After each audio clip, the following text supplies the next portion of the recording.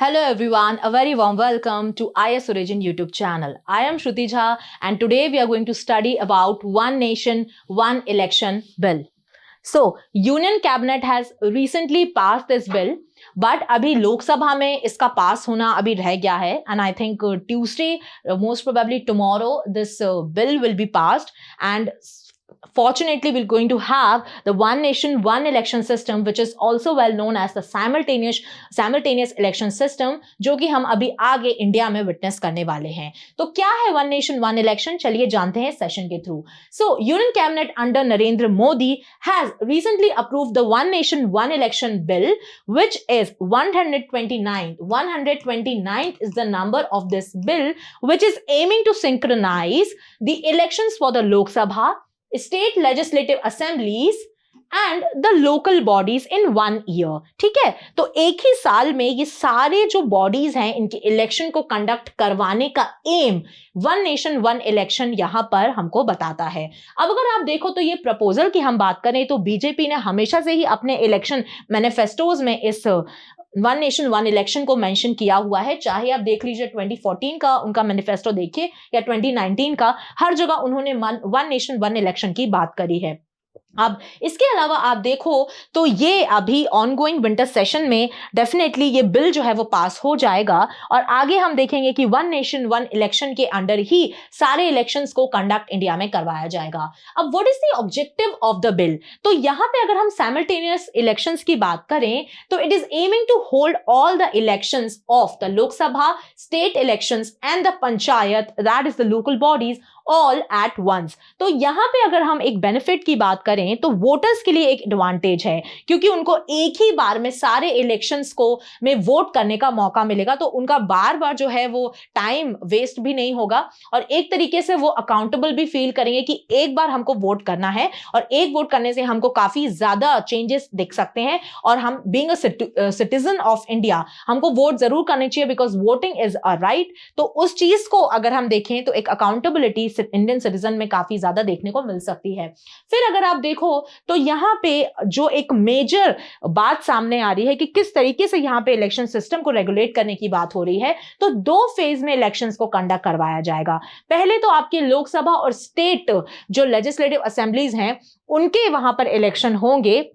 उसके बाद 100 डेज के अंदर, विद इन 100 डेज जो लोकल बॉडीज होती हैं, पंचायत और म्युनिसिपैलिटीज, उनके इलेक्शन होंगे और ये सारे इलेक्शंस ही आपके एक साल में ही होने की बात हो रही है। यहां पे Lok Sabha and state elections will be held together and also on the other hand the local body of the panchayat and municipalities in 1 year with in 100 days. तो ये इलेक्शंस जो हैं वो 2 फेज में बाइफर्केट होकर चलेंगे।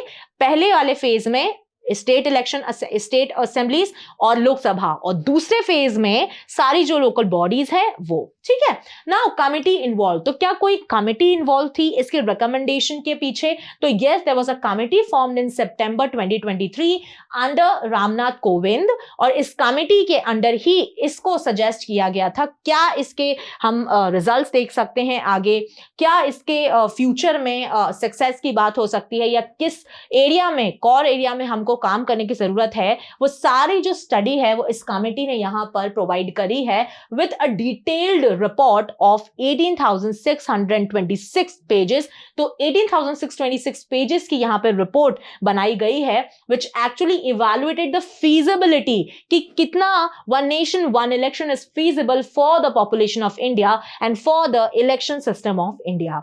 अब कौन कौन से इसमें अदर मेंबर्स यहां पर शामिल हैं? तो देखिए, Amit Shah union home minister, Arjun Ram Meghwal, which is Union Law Minister, then is the Adhir Ranjan Chaudhary, who is the parliamentary leader of the Indian National Congress in Lok Sabha, then is the Ghulam Nabi Azad, who is the former leader of opposition in Rajya Sabha, then is the N.K. Singh, who is the chairman of 15th Finance Commission, then is the Dr. Subhash C. Kashyap, who is the former Secretary General of Lok Sabha, and Harish Salve, इनके बारे में आपने देखा होगा, काफी एक renowned advocate हैं supreme court के और काफी ज्यादा ये न्यूज में भी बने रहते हैं, तो इनको तो आप डेफिनेटली जानते होंगे।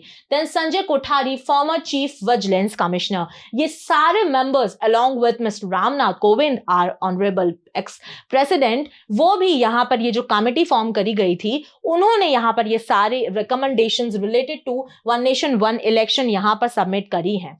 अब now coming to the articles which are involved in this system. तो देखिए वन नेशन वन इलेक्शन जो है वो डायरेक्टली तो हम लेकर नहीं आ सकते, क्योंकि ये हमारे इलेक्शन सिस्टम की बात कर रहा है। तो यहाँ पे कॉन्स्टिट्यूशन, हमारा संविधान इन्वॉल्व होता है, और संविधान जहां पर इन्वॉल्व होता है तो वहां पे without amending the articles, without amending the constitution, you can not do any kind of change. तो यहाँ पे 4 आर्टिकल्स आपके एक्टिवली इन्वॉल्व उभर के आ रहे हैं। पहला आपका आर्टिकल है 83 which says the duration of the houses of parliament, Lok Sabha Rajya Sabha के इंडिविजुअल यहाँ पे जो ड्यूरेशन की बात हो रही है वो। उसी के साथ अगर कोलैबोरेशन में देखो तो स्टेट लेजिस्लेटिव असेंबली में आपका आर्टिकल आ जाता है 172। यहाँ पे ड्यूरेशन ये स्टेट लेजिस्लेटिव असेंबली और काउंसिल दोनों का यहाँ पे बताया गया है। फिर अगर आप दूसरा देखो तो यहाँ पे जो आर्टिकल 85 है, जहां पे आपके प्रोरोगेशन हो गया, जो भी आपके सिचुएशन होती है हाउसेस में कि कैसे सेशंस को रेगुलेट किया जाता है, आपका prorogation, then dissolution of Parliament, everything is mentioned under this article. इस आर्टिकल को भी अमेंड किया जाएगा। फिर यहाँ पे along with this is the article 174। तो आर्टिकल 174 में जैसे यहाँ पे आपका पार्लियामेंट ऑफ इंडिया सिचुएटेड है, पार्लियामेंट ऑफ इंडिया की बात हो रही है सेशंस की, तो यहां पे आपके स्टेट के जो असेंबलीज हैं, स्टेट लेजिस्लेचर के जो सेशंस होते हैं, उनकी यहां पर बात हो रही है। तो ये 4 आर्टिकल्स आपके एक्टिवली इन्वॉल्व हैं और इनको अमेंड करके यहां पे इस कॉन्स्टिट्यूशन में अमेंड करके यहां पे one nation one election system को इंप्लीमेंट किया जाएगा।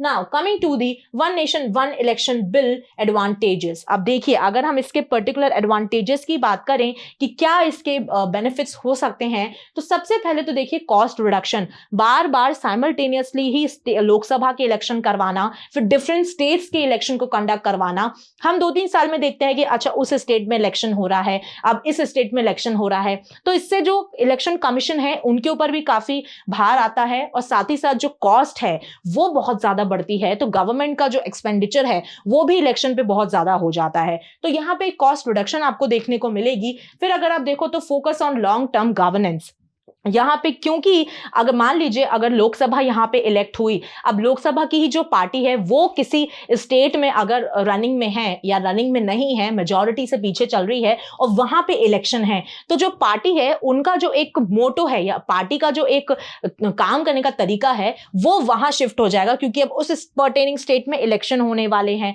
अब जब दोनों ही बॉडीज, आप चाहे पार्लियामेंट की ले लीजिए लोकसभा या फिर आप स्टेट लेजिस्लेटिव असेंबली का ले लीजिए, दोनों के इलेक्शन जब साथ में हो जाएंगे तो यहां पे लॉन्गर टर्म के बारे में बात की जा सकती है। लॉन्ग टर्म जो गवर्नेंस है वो हमको देखने को मिल सकती है, क्योंकि यहां पे डेविएशन जो एक डिस्ट्रैक्शन हो जाता है वो यहां पर नहीं होगा। उसके बाद अगर आप देखो तो level playing field will be provided, क्योंकि यहां पे देखिए जब भी जो स्मॉलर पार्टीज होती हैं तो वो अगर यहां पर एक स्टेट में कैंपेन कर रही हैं, फिर मान लीजिए लोकसभा में भी इलेक्शन है तो वहां पे भी उनको कैंपेनिंग करना है, तो काफी ज्यादा एक लमसम अमाउंट का खर्चा उनके ऊपर आ जाता है। अब यहां पे क्योंकि एक ही इलेक्शन होगा तो यहां पे एक लेवल प्लेइंग फील्ड आ जाएगी, चाहे वो स्मॉलर पार्टी हो या वो लार्जर पार्टी हो, क्योंकि दोनों के सामने एक ही इलेक्शन यहां पर खड़ा हुआ है। फिर इसके अलावा अगर हम एक और एडवांटेज देखें तो efficient use of security forces.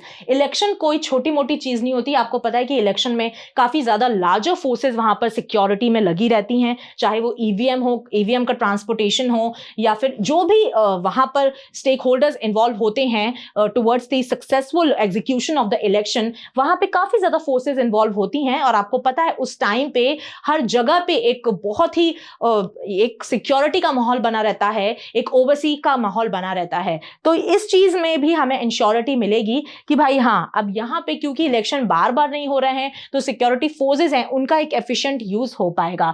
फिर अगर हम देखें तो इंक्रीज्ड वोटर टर्नआउट, यहां पे डेफिनेटली बात आती है कि एक ही बार इलेक्शन होना है तो voters will also be using the universal adult franchise on a way good manner. तो यहां पे वोटर टर्नआउट आपका इंक्रीज होता दिखाई दे सकता है, क्योंकि ऑब्वियसली सिटीजन भी सोचेगा कि ठीक है एक ही बार हमको वोट करना है तो हम स्टेट के लिए लिए भी कर देते हैं, लोकसभा के लिए भी कर देते हैं, फिर लेटर ऑन हम म्युनिसिपैलिटीज और पंचायत के लिए भी कर देते हैं, तो वोटर्स का एक कॉन्फिडेंस भी बढ़ेगा कि ठीक है हमको करना है, और उनका जो टाइम है वो भी यहाँ पे सेव होगा कि ठीक है टाइम हमें एक ही करना है ना, तो ठीक है कर देते हैं। तो यहाँ पे जो वोटर टर्नआउट रेशियो है वो हमको एक नंबर से बढ़ता हुआ डेफिनेटली दिखाई देने वाला है।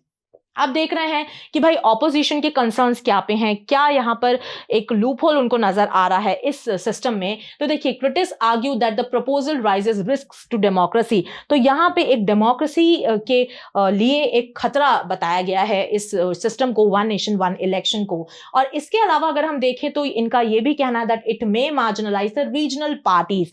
तो यहाँ पे क्यों रीजनल पार्टीज के मार्जिनलाइजेशन की बात हो रही है, तो देखिए अगर आप देखो कि भाई इलेक्शन जब कंडक्ट होता है तो अब रीजनल पार्टीज हैं और उसी टाइम पे लार्जर पार्टी भी इन्वॉल्व है इलेक्शन में। तो जो लार्जर पार्टी, लोकसभा की अगर इलेक्शन की बात करें तो लोकसभा के जो इश्यूज हैं, जो वहां की पार्टीज के इशू हैं, वो